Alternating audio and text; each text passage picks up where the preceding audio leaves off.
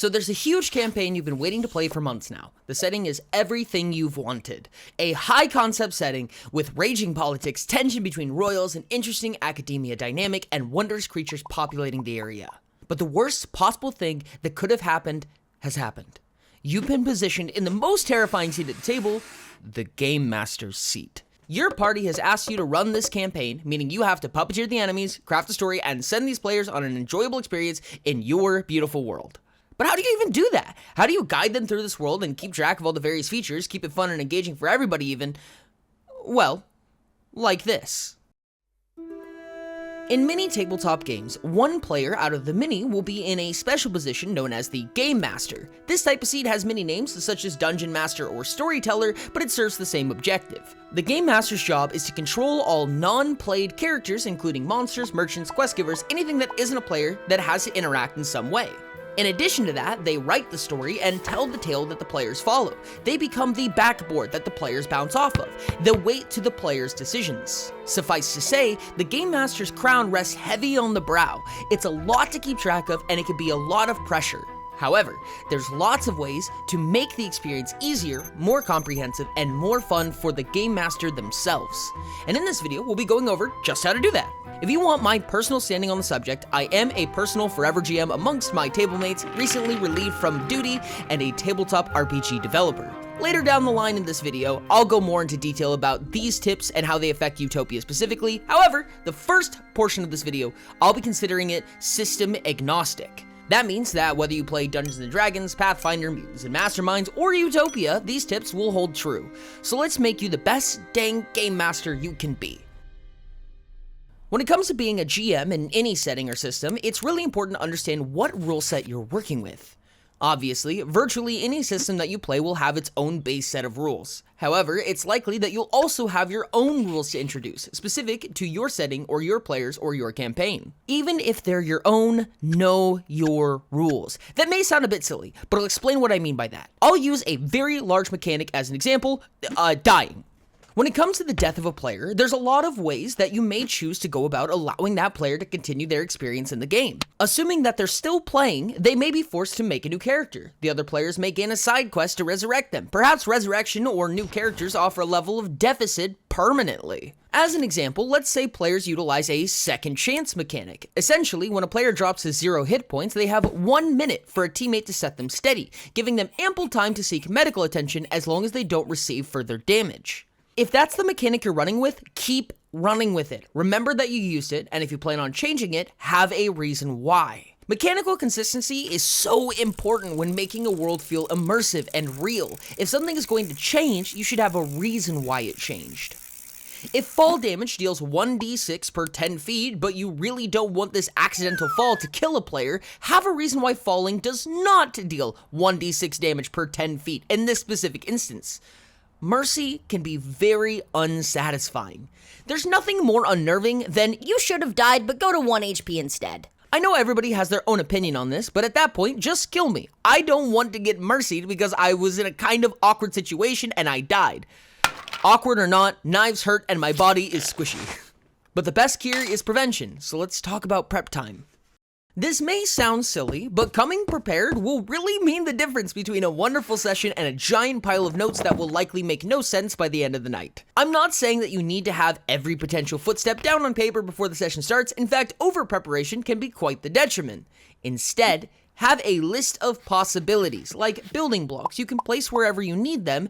Encounters are a seriously important example of this. I'll set up 3 total encounters for the next session as an example. An easy combat encounter, a boss encounter, and a passive encounter. My easy combat encounter will include 5 basic enemies for my 4 players. They're pretty easy to kill, so I'll design them for an ambush. The low-level enemies will be maybe each a third of the player's level each, but they'll be flanking, slightly outnumbering, and difficult due to circumstance, not raw stats. My boss encounter won't be a literal story boss, but a boss-level creature, nearly double the player's level with a few lower-level lackeys to assist in combat and fight the player's numbers advantage. And finally, my passive encounter will be a traveling merchant. If my players are working with mostly common items at this point, I may give the merchant one specific uncommon item as a treat if they want to splurge a little bit. But otherwise, they'll sell some common trinkets and potions. As well, I'll give each NPC some helpful information about the next town they plan on going to, in the case that my players decide to be inquisitive. I prefer to reward creativity and thoroughness. Now, when my players are off the beaten path, traveling, or otherwise need something to do, I'll have a little pocket of encounters I can throw at them whenever I happen to need it. When I use one up, I'll refill it with a new encounter. Fought and killed the little guys, I'll set up a new encounter of little guys for them to deal with later down the road, now scaled to their new level. In general, it's good to have some friendly NPCs, some enemies, and some taverns or settlements at the ready in case you need them. Anything you think your players may run into that's not written into the script, have a few hot and ready for use. What if your players never end up walking on the path you set out for them? What if they adamantly refuse the ideas you've had in mind? This is going to be really difficult and requires some creativity to combat. Not everybody agrees with me on this one, but this is a very heavy tenet I stand by. The GM can do literally anything except say no to a player. What do I mean by that? The Game Master controls the entire world around these players. The one thing the GM does not have control over is the players themselves. No matter how big my world is, how strong the enemies are, or what challenges face them, the one thing I never allow myself to take from them is their agency. Can you jump off the cliff and do a triple backflip so cool that it prevents all fall damage? Realistically, no. No, you can't, Jeremy. However, I will absolutely let you attempt to make a roll to see if it works. Will the numbers you need to reach be essentially unachievable? Probably. But regardless, I'll come up with that number. Because one day, the cleric and the angel will come together and sit down for 1 hour of design and prep time, all for approximately 8 extra dice of favor, just for this one event. And against all odds, that player will succeed in their wild antics, and it'll become a pivotal part of their character, their backstory, and the fun tales you'll tell when everyone packs up and goes home. It doesn't always fit the narrative intended, but it fits the narrative created by the players as they progress. The goal is to share this world with them, and in doing so, that's allowing them to paint on your canvas. Sometimes the brushstrokes look odd, but that's the nature of so many painters. Their agency is just as important as yours in world building. And here is your warning. Everything I've said so far has been system agnostic, meaning it's true regardless of what system you're playing, D&D, GURPS, Pathfinder, what have you, in my opinion. However, from this point on, you'll have to pay the toll of one subscribe button. Don't worry, I'll wait. Oh, you don't want to subscribe? A heavy force lies on your chest. A sensation of extreme force grabs at your hand, almost like strings against a puppet. Make a will test. Oh, you rolled a... You got a critical success. No, that's cool. No, the critical success is cool. Yeah, no, go ahead. No, but seriously, the rest of the video, I will have Utopia TTRPG in mind. Utopia is the tabletop RPG I designed to handle any setting, fantasy or sci-fi, no classes, no limitations, no max level. A truly infinite customization experience. If you'd like to check out the game for free, you can grab the prototype or purchase a full copy of the game. Links in the description, all in the diddly-do. Prototype is the full game, just a bit wonky, since it doesn't have all the finalized art, balance patches, and so on, but it is free. Let's talk about being a game master in Utopia. Much like my philosophy with player agency, Utopia is going to broadcast this idea from the high heavens. If you would like to enact a limitation on a player, you'll need to do so early on. Utopia is very heavily in favor of player influence, meaning that a player will be extremely capable unless you specifically prevent them from being so. Utopia is not setting specific. It's known as a generic system. That means that Utopia should function whether you're in space opera or a vampire murder mystery. Utopia as a game has a built-in setting, but the core book doesn't even go much into detail about it, as it's more about the numbers than it is the setting of Utopia. The canon setting of Utopia is for the next edition, another day. However, Utopia has you covered when it comes to specific and special worlds. If there is a species or race in your world that's specific to your setting, perhaps a starborn species, a race of dryads, something with a name I can't pronounce. For every item, species, spell, or creature in Utopia, there's a way to customize your own within Utopia's balance system. Preparation is still important. Get yourself set up with some races specific to your campaign, some creatures that only exist in your world. The game is designed to be balanced in customization. Homebrew is completely okay, but do note that using the game's built-in customization will create a balance that the game actually intended.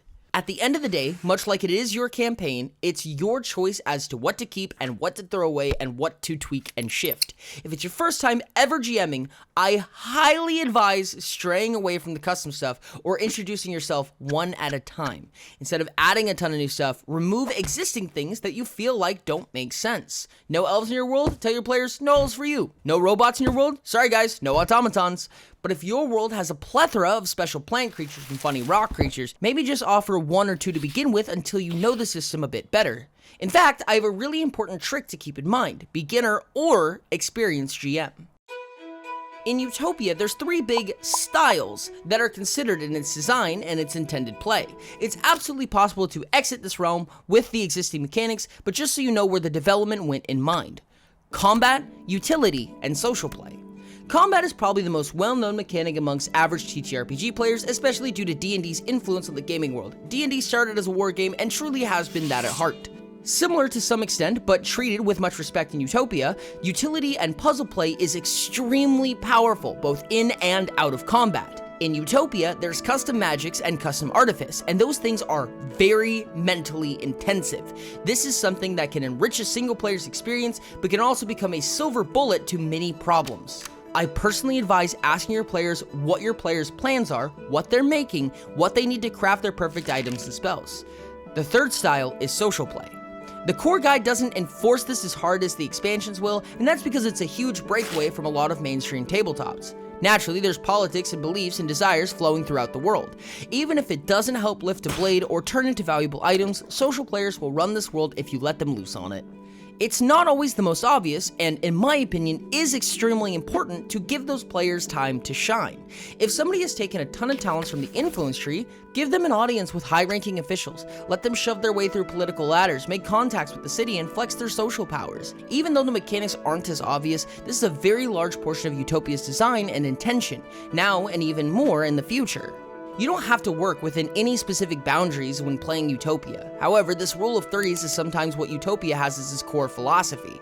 In fact, the number 3 is true all over Utopia. Body, mind, and soul works in tandem with constitution, endurance, and effervescence. There's 6 total talent trees that were designed to be used in pairs. It's not always obvious, but I promise that the number 3 is a very important part of this game. My personal advice, as a developer and as a GM, is to figure out what your players are trying to accomplish and achieve, and use your story to help them achieve those goals. Like I said before, your world is only a vessel without the minds that fill in the cracks. Ask them what their intentions are and reward their interactions with the pieces they need to progress their personal characters. Whether that be specific components for crafting, spell gear, contacts amongst the city, trade routes and discounts amongst merchant lines, battle garb and gear, or a shiny new tank. Utopia is all about a character's backstory being written during the session, not before. So what backstory are you helping them write? There's one more very important question I want to cover. What happens if my world doesn't have space robots? Or what if there's not magic? Can Utopia be customized to match my world? Of course. And here's how. When designing Utopia, I did my best to create lines in the sand where a setting may want to modify the system. What does that mean exactly? Let's use an example. A sci-fi style galactic space adventure, one specifically void of magic. Well, let's break down what may help and what may need to be removed from Utopia in order to play in this setting. Starting from the first character decision, species. If you take the species in order, there's actually a pattern to them. The first 3, humans, automatons, and dwarves.